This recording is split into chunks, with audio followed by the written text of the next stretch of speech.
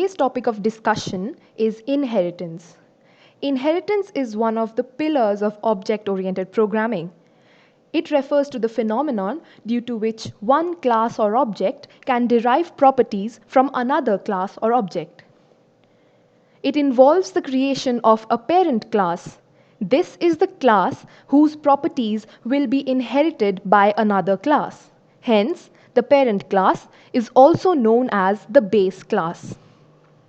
This is followed by the creation of a child class. The child class is the class which will inherit the properties of the parent class. Hence, the child class is also known as the derived class. Let's take an example for inheritance. First of all, we'll create the base or the parent class.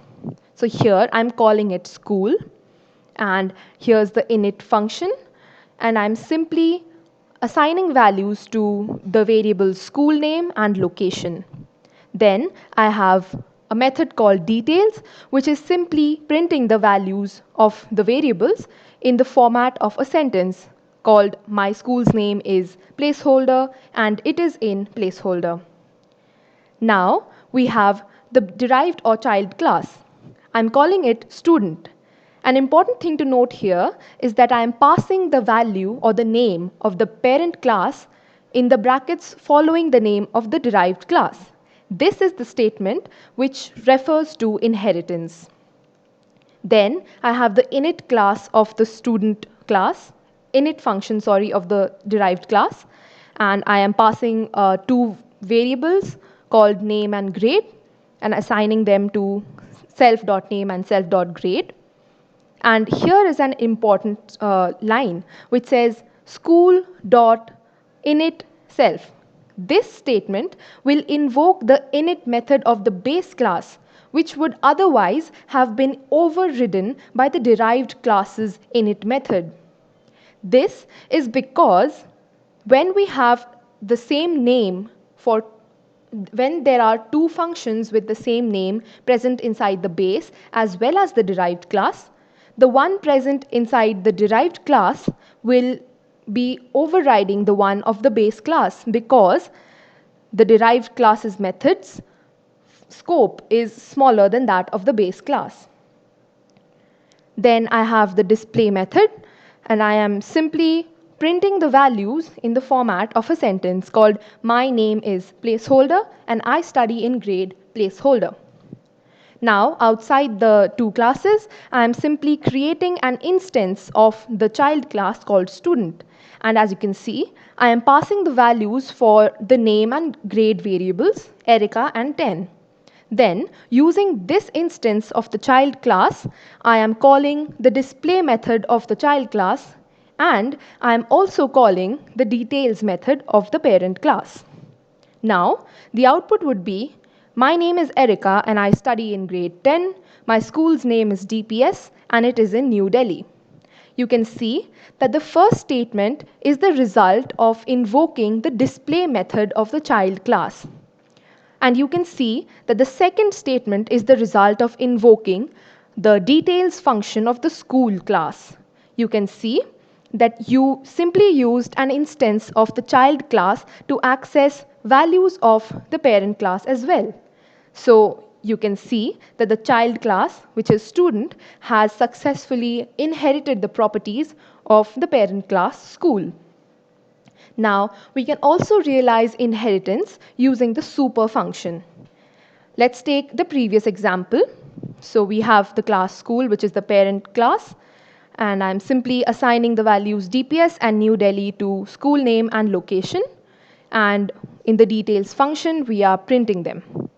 Now, we also have the child class called student, and we're passing the name and grade values, assigning them.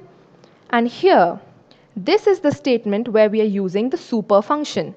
Now, you can see that instead of using the name of the parent class, we are simply using the super function. And an important thing to note here is that while writing init, or the part which is invoking the init function of the parent class, you do not have to pass the self value because that would prove to be erroneous for you.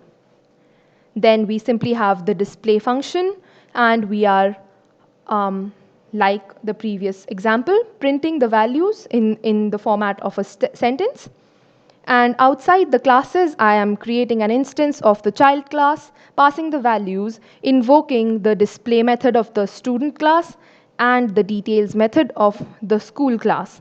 And the output would be, my name is Erica and I study in grade 10. My school's name is DPS and it is in New Delhi. So you can see that we achieved the same output as that of the previous example using the super function. Now, let's take a look at the subclass method. The subclass method is an inbuilt method, and this will result in a Boolean value. The syntax it follows is subclass, child class, comma, parent class. When this is the situation, it will result in the true value. So if we take the running example for this video, if I write is subclass school, comma, student, this will result in false because school is not a child class of student. But if I write is subclass student, comma, school, the output would be true because here student is the child class and school is the parent class, which means that student is deriving properties from the parent class school.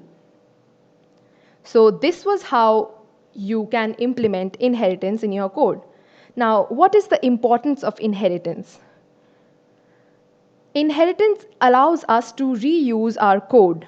Now we already know, that it is a good practice to reduce the number of lines in your code. Inheritance helps us immensely with this because it will essentially reduce the number of times a piece of code is written unnecessarily over and over again, because we can simply write it once and call it whenever we need. So inheritance helps us in reusing our code. Inheritance helps in enhancing the performance of our program as lesser time is needed for execution. Inheritance itself, being a pillar of object-oriented programming, helps in achieving another pillar of object-oriented programming that we already saw in a previous video called polymorphism. As we already saw that there was something called method overriding. This is nothing but an example of runtime polymorphism. So this was all for this video, and I will see you in the next one.